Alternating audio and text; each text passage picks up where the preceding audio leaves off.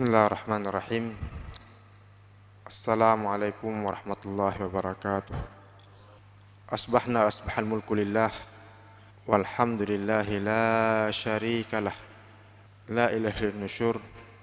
Asbahna ala fitratil Islam wa kalimatul ikhlas wa ala dini nabina Muhammadin sallallahu alaihi wasallam wa ala millat abina Ibrahim hanifan muslima wa ma kana minal musyrikin.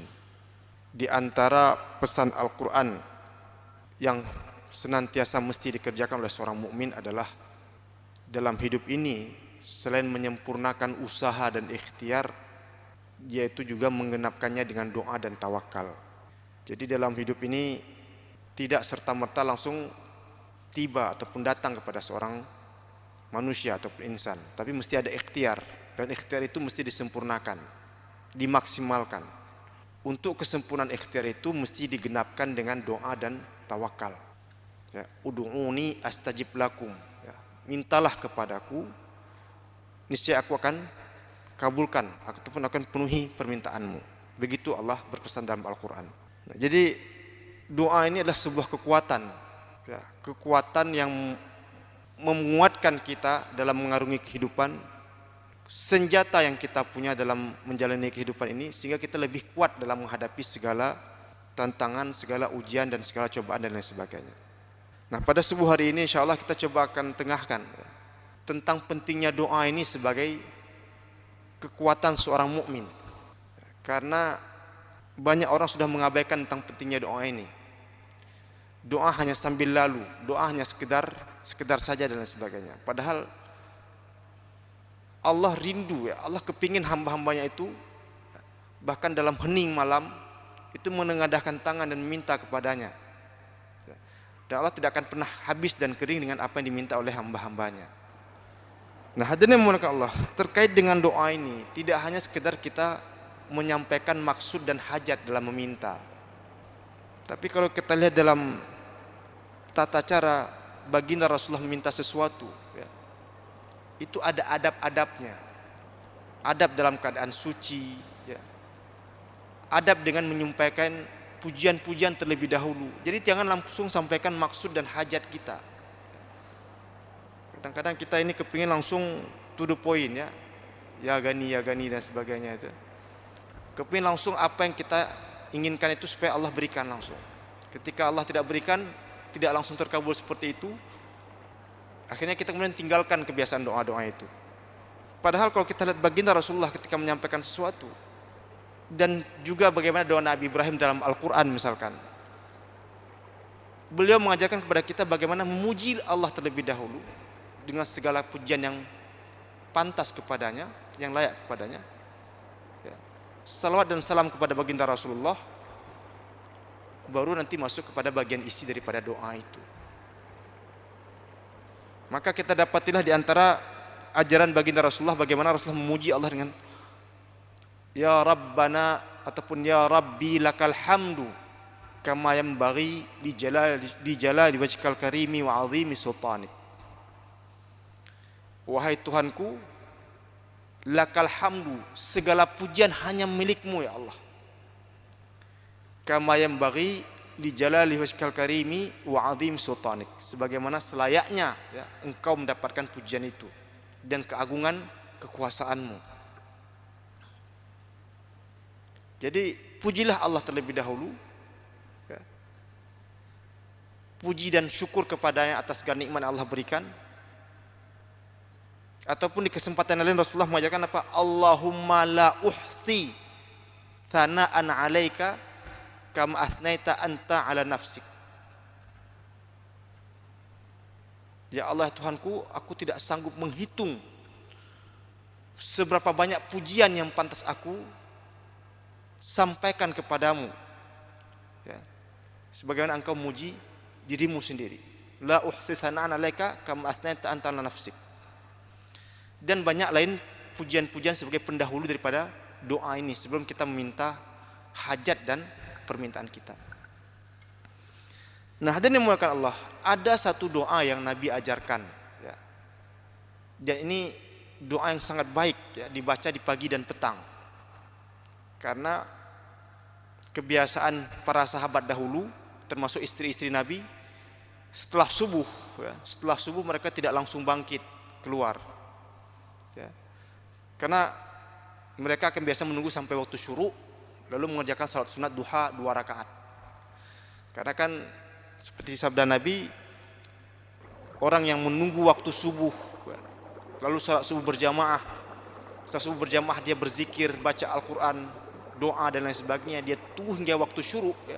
Waktu syuruk sekarang mungkin sekitar pukul 6:30 lah, ya. Lewatkan sedikit barang-barang 15 menit, ya. Lalu dia salat 2 rakaat, ya. Maka ganjarannya seperti ganjaran haji dan umrah tamatan, sempurna. Begitulah ganjaran pahala yang diberikan kepada orang yang menunggu hingga syuruk begitu dari subuh.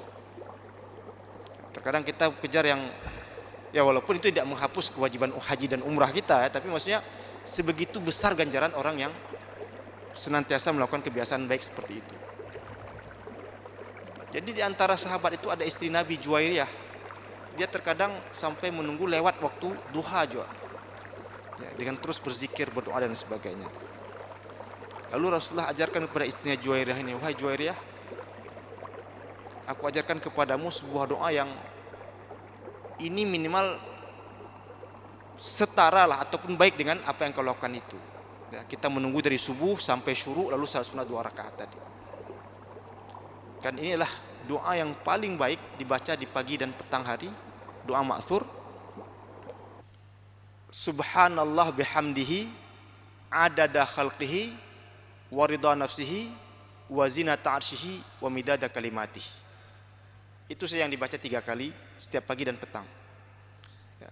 Dan ini bisa kita dapati dalam doa-doa maksurat tentang kebiasaan Nabi membaca Subhanallah bihamdihi adada khalqihi wa ridha nafsihi wa zinata arsyihi wa midada kalimatih, ya.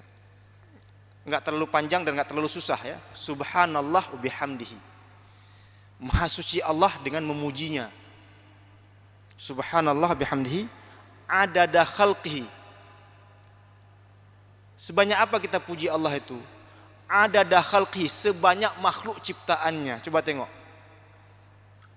sebanyak makhluk ciptaannya, banyak sekali makhluk ciptaan Allah ini, ya. Yang tampak, yang tak tampak, yang kecil, yang besar, yang jamat, ya,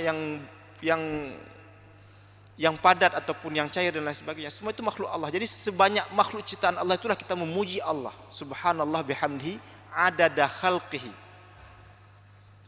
wa ridha nafsi, dan keridhaan zatnya, wa zinata arsyihi, dan hiasan arasnya, wa midada kalimatih, dan sebanyak kalimat-kalimatnya. Jadi subhanallah bihamdihi adada khalqihi wa ridha nafsihi wa zinata arsyihi wa midada kalimatih, dan sebanyak tinta-tinta untuk menuliskan kalimat-kalimatnya. Seberapa banyak tinta untuk menuliskan kalimat Allah? Dalam surat Al-Isra Allah katakan, seandainya seluruh laut dan samudra yang ada di muka bumi ini dijadikan sebagai tinta, dan batang-batang kayu itu dijadikan sebagai pena untuk menuliskan kalimat-kalimat Allah, sampai kering pun, ya, tidak cukup kita tuliskan kalimat-kalimat Allah itu. Sebegitu maha luasnya, sebegitu maha agungnya kalimat-kalimat Allah. Nah, hadirin yang dimuliakan Allah, ini yang kemudian baginda Rasulullah ajarkan kepada istrinya Juwairiyah, dan itu bisa kita dapati dalam doa-doa ma'thur, ya. Subhanallah bihamdihi adada khalqihi wa ridha nafsihi wa zinata arsyihi wa midada kalimatih, dan lain sebagainya. Nah, hadirin yang dimuliakan Allah, apa kira-kira pelajaran terpenting yang kita dapati dari ajaran baginda Rasulullah ini? Bahwa kekuatan seorang mukmin itu adalah tetap terjaganya, tetap terjalinnya hubungan kita dengan Allah Subhanahu wa taala. Hablum minallah itu tetap terjaga. Ya. Jadi setelah salat itu tidak langsung kita bangkit, ya. Minimal kita beristighfar terlebih dahulu untuk berzikir, ya. Walaupun saat minimal kita ada yang kita baca daripada doa ataupun zikir itu, ya. Kita mohon kepada Allah, karena sebaik-baik doa adalah fi kulli duburi salah, setiap selesai daripada salat fardu. Jadi mintalah kepadanya, ya, pujilah dia terlebih dahulu, ya, sampaikan zikir, ya. Ataupun kalau kita tidak mampu menghafal doa-doa yang maksur daripada Rasulullah, minimal doa-doa yang biasa kita baca, tasbih misalkan subhanallah, alhamdulillah, Allahu akbar, ya, 33 kali. Ya. Selain juga kita baca ayat kursi, karena yang dianjurkan setelah salat fardu adalah kita baca ayat kursi, karena tidak ada yang memisahkan seorang hamba dengan surga kalau dia senantiasa melazimi baca ayat kursi setelah setiap salat fardu. Kecuali hanya kematian, kata Nabi. Jadi yang memisahkan seorang hamba dengan surga nanti, ya, tempat kembali kita mudah-mudahan insyaallah, karena itu rumah kita sebenarnya. Rumah ketika Nabi Adam diciptakan. Kalau orang senantiasa membaca ayat kursi setiap kali selesai salat fardu, maka tidak ada yang memisahkan dia dengan surga kecuali hanya kematian. Jadi sesaat saja itu. Ya. Jadi bacalah zikir-zikir yang mungkin kita lakukan, ya. Pujilah Allah dan pujilah kemahakuasaannya sebelum kita menyampaikan maksud dan hajat-hajat kita. Ya, ataupun kita baca seperti yang Nabi ajarkan, subhanallah bihamdihi subhanallah nazim, 2 kalimat yang ringan di lisan tapi nanti berat akan dalam timbangan. Terkadang kita tahu tapi karena tidak membiasakannya membuat kita agak susah dalam melafalkannya. Subhanallah bihamdihi subhanallah nazim, subhanallah bihamdihi subhanallah nazim, subhanallah bihamdihi subhanallah nazim. Maha suci Allah dengan memujinya, maha suci Allah yang maha agung. Jadi lagi-lagi kita puji dia dulu, puji kemahakuasaannya. Ya Rabbi lakal hamdu kama yanbaghi li jalal karimatil mustaqim. Nah, hadirin mulakan Allah, jadi itulah di antara ajaran baginda Rasulullah kepada kita untuk senantiasa kita jaga dan kita pelihara dalam hidup, supaya kita selain memaksimalkan ikhtiar, mengoptimalkan usaha, jangan lupa kita balut dengan doa dan tawakal. Karena terkadang manusia ini ada sifat arogansi sedikit, ya, ada sifat sombongnya sedikit, ya. Ketika dia sudah mencapai kesuksesan, dia akan mengatakan ini kan berkat usaha saya, ini berkat kerja keras saya ini. Dia lupa siapa yang bikin dia begitu. Saya lupa siapa yang mengajarkan dia begitu. Dia lupa siapa yang beri jalan dia begitu. Jangankan kepada manusia, kepada Allah pun dia lupa mungkin untuk mengingat atas segala karunia yang telah Allah berikan kepadanya. Maka kalau kita senantiasa menjaga, menyempurnakan ikhtiar, usaha, lalu kita balut dengan doa dan tawakal, fa idza azamta fatawakkal Allah, ketika kamu telah berazam kuat, bertekad kuat untuk mewujudkan sesuatu, maka sempurnakan ikhtiar itu dengan doa dan tawakal. Ya, kita serahkan yang terbaik hanya kepada Allah. Biarlah Allah memberikan dan kita kemudian harus siap dan ridha dengan apapun yang Allah tetapkan itu. Karena gini ya, kadang-kadang nanti ketika kita minta A, ternyata Allah kasihkan B, ya. Keluarlah kata-kata Allah telah. Kata-kata telah itulah terkadang menghilangkan pahala kebaikan kita. Telah itu bukan telah bahasa Aceh, ya, menyesal gitu, ya. Allah katalah begitu, ya. Jadi kata-kata itu yang terkadang menghilangkan pahala kebaikan kita itu. Karena enggak ada yang sia-sia daripada perbuatan mukmin. Ya. Jadi sebuah kebaikan mukmin itu tidak akan sia-sia, tetap berikhtiar, tetap berusaha, dan jangan lupa ditutup dengan doa. Karena dengan doa itulah yang membuat hati kita lebih tawadu, rendah hati, tidak berat. Dan sebaik-baik doa ketika diucapkan seorang hamba dalam sujud. Kenapa begitu? Karena sujud adalah posisi yang paling hina seorang hamba di hadapan Allah. Ketika kepalanya itu berada di bawah, lebih rendah daripada punggungnya, dan di saat itu kemudian kita bermunajat, memohon kepada Allah. Bacalah doa-doa yang maksur. Ya, mintalah kepada Allah doa-doa yang maksur, ya. Rabbana atina fid dunya hasanah, Rabbana zalamna. Karena terkadang orang setelah baca subhan rabbiyal a'la itu enggak tahu baca diam ataupun apa. Karena kan salat itu kan intinya ibadah, doa kan. Salat itu intinya doa. Perbanyaklah doa-doa dalam salat itu. Karena saya waktu kecil juga begitu ya. Kadang-kadang kalau imamnya panjang kali sujud, mendomel dalam hati kadang-kadang, oh mantret, kenapa lama kali ini sujudnya? Padahal dalam sujud itulah yang paling penting kita berdoa. Dan satu lagi ketika tahiyat akhir. Walaupun dalam hati kadang-kadang lama kali imamnya ini kalau tahiyat akhir. Padahal dalam tahiyat akhir itulah waktu-waktunya istijabah untuk berdoa. Maka sampaikanlah doa-doa yang ma'thur. Apa itu doa ma'thur? Doa-doa yang terdapat dalam Al-Quran dan hadis Nabi. Yang Nabi ajarkan. Rabbana atina fid dunya hasanah. Rabbana zalamna anfusana.